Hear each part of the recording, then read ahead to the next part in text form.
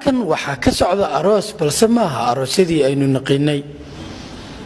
muqa urtaha akumarkan dhaxda uganeed tagay iscelin horta anabkii cabariyahaniyo arfiga uduga muqa urtaha akumarkan dhaxda uganeed tagay iscelin horta anabkii cabariyahaniyo arfiga uduga حسن عبد علي وويل سوماليد وحاونا ديغانيا حلفدا أروسكيسا بلسا حلفدا مانتا ماها حلفدي سوماليد صود أفريكا اي هورو ديغان جيرين وحاونا شيغي إن حلفداني مانتا او ديغي حاسكيسا اي تاهي حلفد او مدكو تاميي وحاونا نو شيغي إن درانكيسو آد او فرحسن يهي مادام او رمي رياضة حاسكيسا I like this dress. qaarkood waa ay la yaaban yihiin arooskan cajiibka ee hore aan uga dhicin dalkan South Africa ama Soomaali iyo South African ay isku guursadaan halkan xasan waxa uu noo sheegay inuu ku faraxsan yahay guurka gabadhani oo lagu magacaabo imika Faaduma waxa uu sheegay in gabadhani markii hore ay haysatay diinta Kirishtanka balse ay qaadatay diinta Muslimka markii ay isguursadeen daawadayaal halkan aan iminka ku suganahay waa goobtii arooska uu ka dhacay waxayna ka dhacday qaybtan iga dambaysa waana arin ugub ku ah Soomaalida South Africa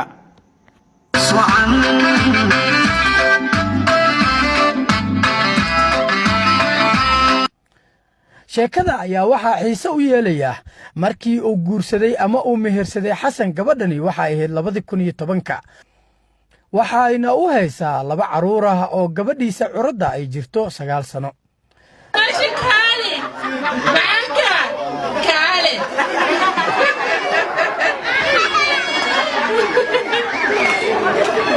dadka qaar ayaa waxay qabaan in guurkani uu yahay guur qaldan magacayga waa Nuur Yuusuf Cali ku magac dheer abwaan Nuur Gurey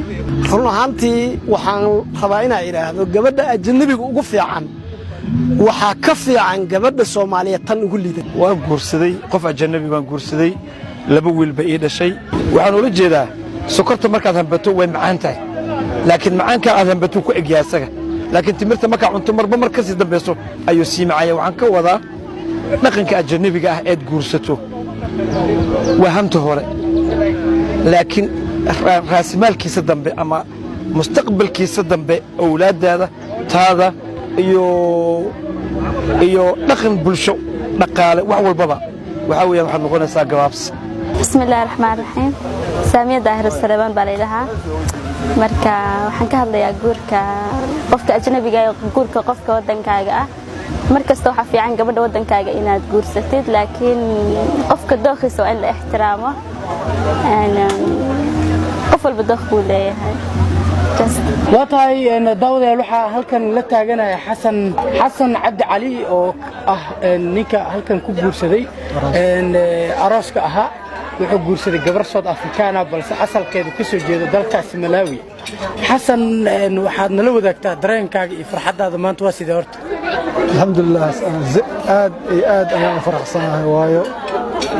gabadha xaaskeyga waxay jecleed mar walba inaan u sameeyo aroos maadaama today iyadana si fiican u faraxsantahay sidoo kale waan faraxsanahay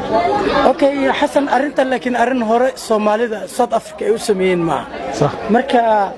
maxaa kugu dhaliyay ama maxaa kugu abuuray in arintan sameeyso oo ku dhiirato waliba iyadoo rag badan xaasas South African ay qabaan balse ay ku dhiiran laayihiin qof islaam ma ahayn islaamnimada rabtay kadib marka islaamka aan baray waxay dhahdeen walaal aniga waxaan rabaa inaan nin guursado maadaama ay weydiistay inay guur rabto waan isnikaxsanay waan isguursanay kadib in badan isla joognay wiil iyo gabar ay haysaa iyadoo intaas aan isla joognay haddana waxaan nagu soo baraarujiyay inaan isnikaxsan inaan aroos dhigano mar kale waalidkeeda iyo aniga oo iyada xaggeeda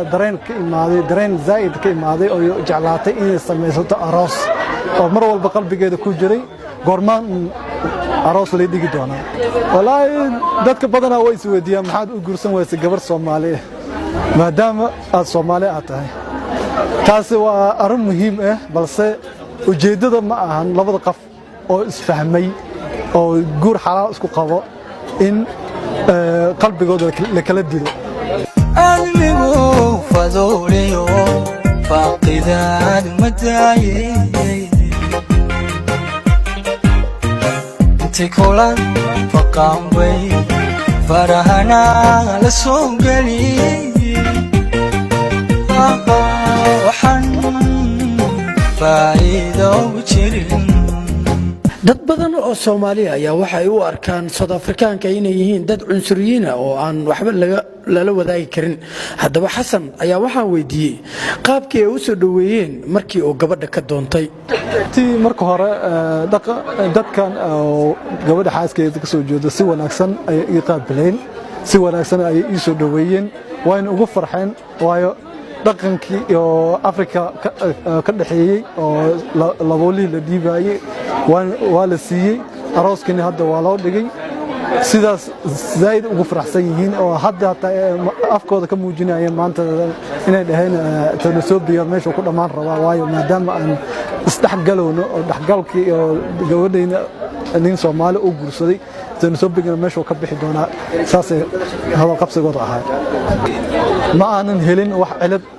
ama dhibaato aan kala kulmay si wanaagsan ayay isu dhaweeyeen marka ugu horeysay ilaa ay hadda maanta ugu dambayso waa inay ku faraxsan yihiin Abdixakiin Ibraahin magaalada Bulugwani dalkani Koonfur Afrika